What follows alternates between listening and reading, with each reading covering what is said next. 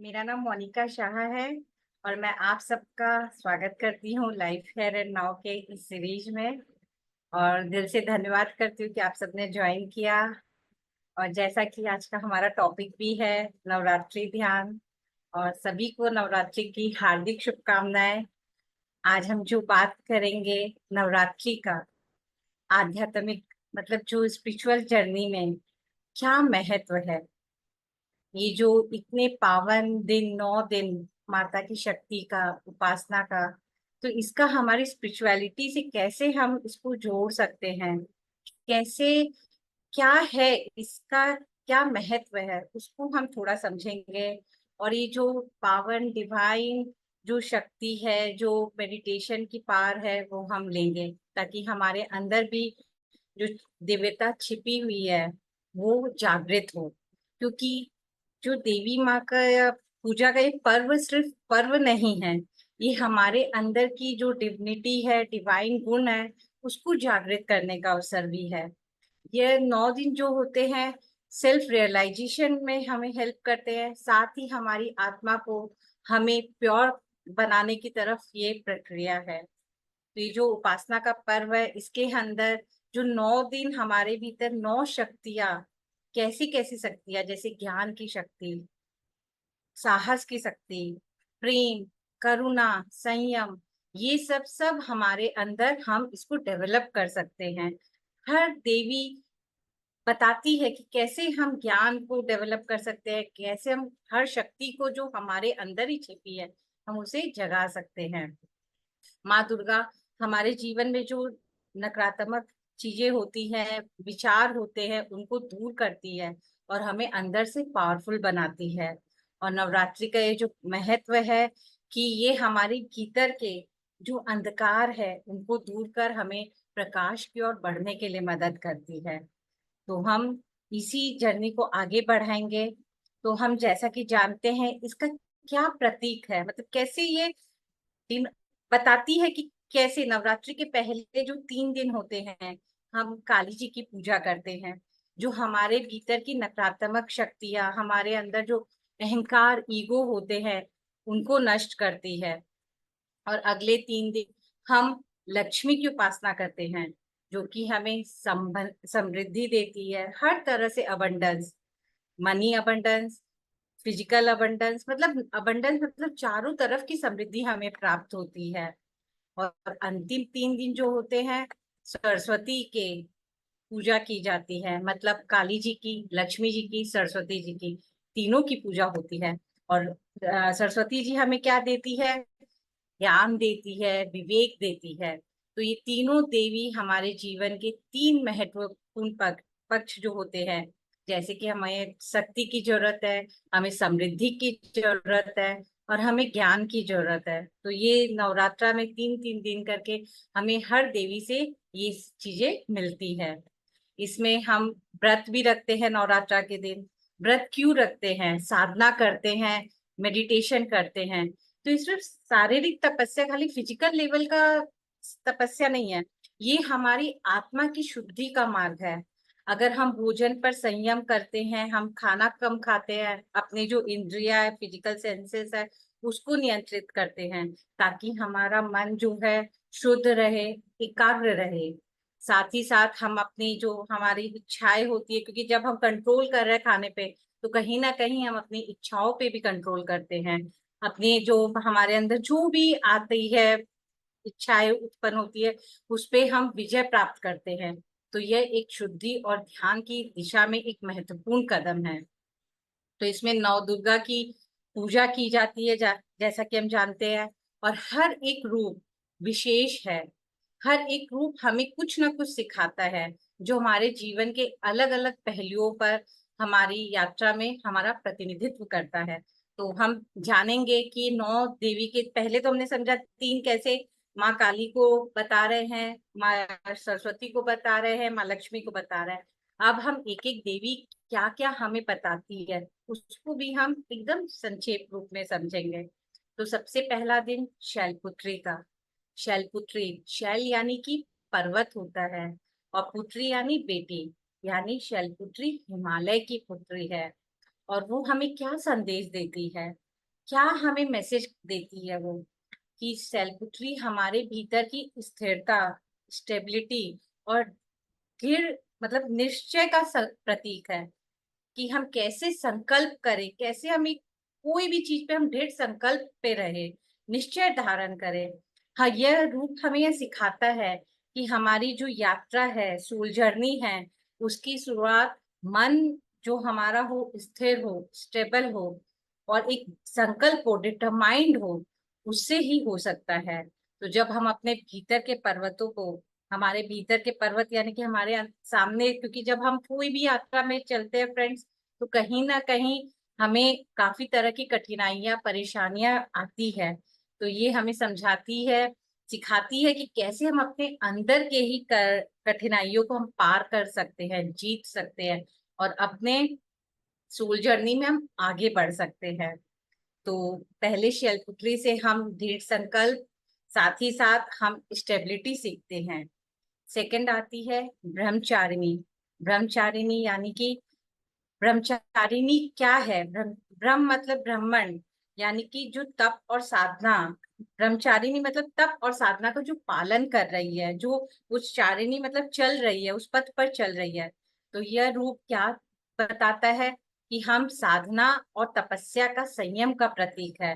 ब्रह्मचारिणी हमें meditation, discipline, अपने आप पे कंट्रोल रखे, यह पाठ सिखाती है, यह सिखाती है, जो हमारे उन्नति के लिए बहुत ही जरूरी है। इसके बाद चंद्रघंटा। चंद्रघंटा जिनके मस्तक पर आधा चंद्र है, इसीलिए इनका नाम चंद्रघंटा पड़ा है। तो ये हमें क्या समझाती है? चंद्रघंटा शक्ति, साहस और निर्भयता, मतलब डर नहीं हो अंदर में, हम बेखौफ हो, डर जो हम हर समय डर में आ जाते हैं, कुछ होने के पहले जो हमारे अंदर फियर आ जाता है, उसको फियरलेस हो जाए हम, इसका प्रतीक है। यह रूप हमें क्या सिखाता है? कि जब भी हम आध्यात्मिक यात्रा पे चलते हैं या कोई भी जर्नी पे, स्पिरिचुअल जर्नी में हम आगे बढ़ते हैं, तो उस अनजान रास्ते पर हम जब जाते हैं, तो हमें बहुत अंदर में डर रहता है कि कैसे हम आगे बढ़ेंगे, क्या होगा, नहीं होगा।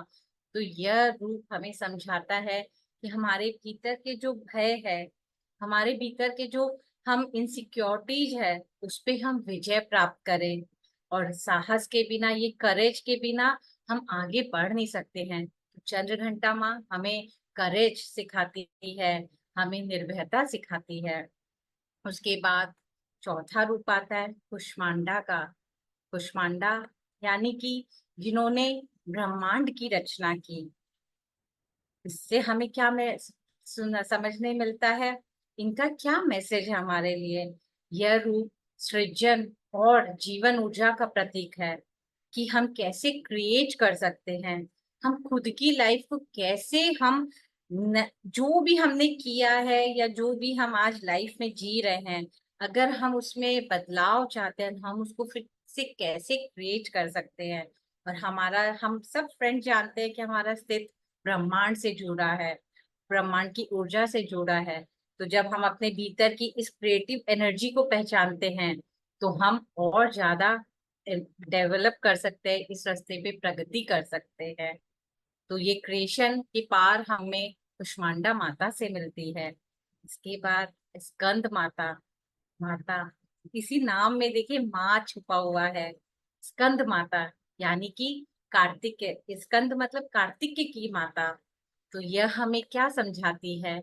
ये समझाती है कि ये करुणा और ममता की प्रतीक है। यह रूप हमें समझाता है कि हमें ठीक वैसे ही, जैसे माता अपने पुत्र के प्रति करुणा रखती है, ममता रखती है, ठीक वैसे ही हम इस सोल जर्नी में हर चीज के प्रति करुणा रखे, प्रेम रखे। और जब हम दूसरों के प्रति करुणा रखते हैं, प्रेम भाव रखते हैं, तो हम अंदर से, हम हार्ट चक्र भी हमारा प्योर होता है, साथ ही साथ हमारी आत्मा की प्रगति भी बहुत सही तरीके से आगे बढ़ते हैं। उसके बाद आती है कात्यायनी माँ। तो कात्यायनी माँ हमें क्या समझाती है, क्या बताती है? कात्यायनी यानी कि ऋषि कात्यायन की तपस्या से जन्मी देवी। यह भी शक्ति और साहस का प्रतीक है। यह रूप हमें क्या सिखाता है? कि जब हम सच्चाई और धर्म के मार्ग पर चलते हैं तब हमें शक्ति की जरूरत होती है, शक्ति की आवश्यकता होती है कि हम जो रास्ता हमने चूज किया है, जो स्पिरिचुअल जर्नी के पथ पे हम अपने आप को जानने के लिए आगे बढ़ रहे हैं, हम कौन हैं, हम कहाँ से आए हैं, आगे हमारा क्या होगा, हम क्यों आए, जो भी हमारे ये सब सवाल है, हमारा उद्देश्य क्या है। तो इस सब के लिए बहुत चाहिए होता है। और इसमें जो भी बाधाएं आती है तो कैसे हम उन सब बाधाओं को अपने साहस से, अपनी शक्ति से दूर कर सकते हैं, ये हमें कात्यायनी माँ सिखाती है। उसके बाद 7वें दिन कालरात्रि।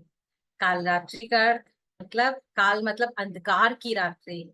तो यह हमें क्या बताती है कि हमारे भीतर के अंधकार, हमारे भीतर के अंदर जो भी नेगेटिविटी है उसको समाप्त करने का, उसको एंड करने का प्रतीक है।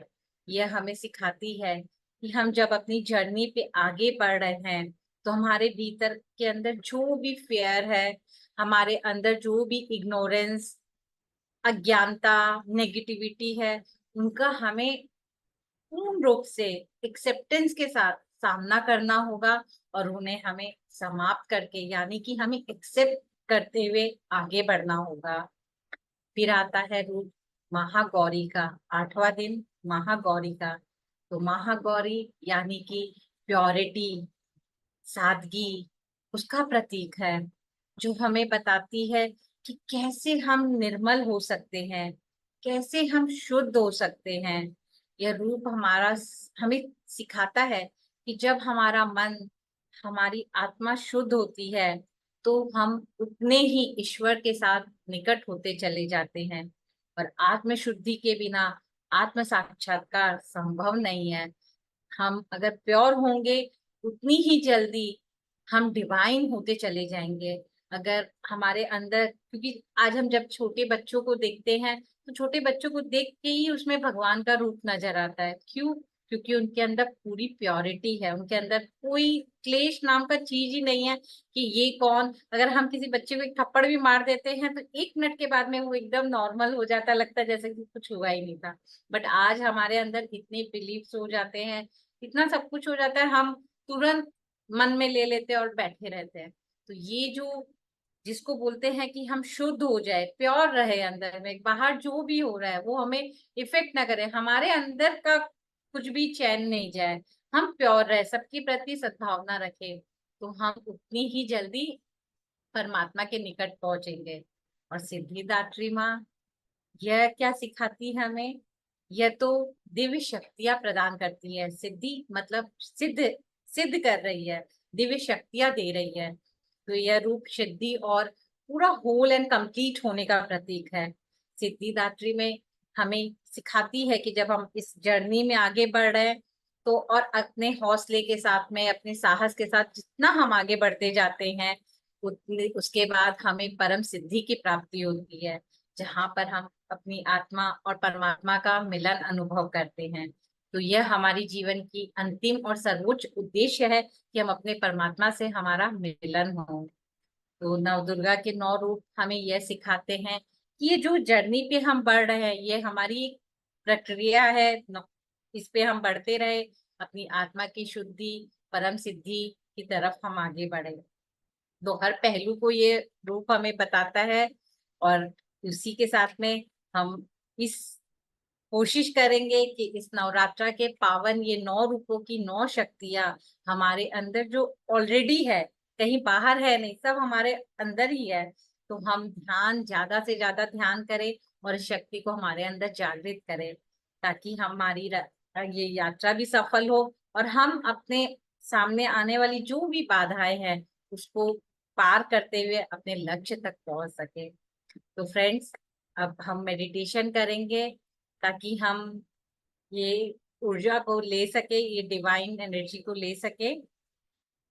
फ्रेंड्स, इसके लिए हम आंखें बंद करेंगे, क्योंकि आंखों से एनर्जी निकल जाती है। आप तो कोई क्लैप्स करेंगे, पैरों को भी आलती पालती मार के बैठेंगे, या फिर अगर आप चेयर पे बैठे हो तो चेयर पे क्रॉस कर सकते हो।